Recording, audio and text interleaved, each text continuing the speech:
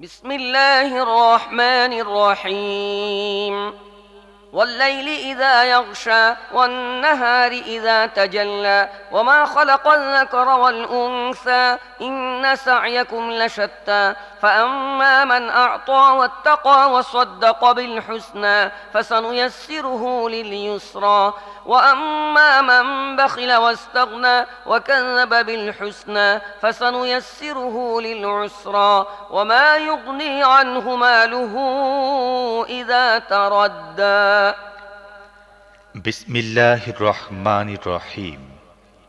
রাতের কসম যখন তা ঢেকে যায়, দিনের কসম যখন তা উজ্জ্বল হয়, আর সেই সত্তার কসম যিনি পুরুষ ও স্ত্রী সৃষ্টি করেছেন। আসলে তোমাদের প্রচেষ্টা নানা ধরনের।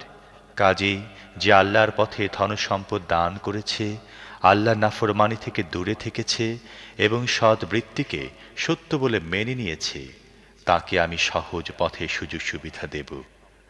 আর তার ধনসম্পদ তার কোন কাজে লাগবে যখন সে ধ্বংস হয়ে যাবে? إن علينا للهدى وإن لنا للآخرة والأولى فأنذرتكم نارا تلظى لا يصلاها إلا الأشقى الذي كذب وتولى وسيجنبها الأتقى الذي يؤتي ماله يتزكى وما لأحد عنده من نعمة تجزى إلا ابتغاء وجه ربه الأعلى ولسوف يرضى। নিঃসন্দেহে পথনির্দেশ দেয়া তো আমার দায়িত্বের অন্তর্ভুক্ত। আর আসলে আমি তো আখিরাত ও দুনিয়া উভয়ের মালিক।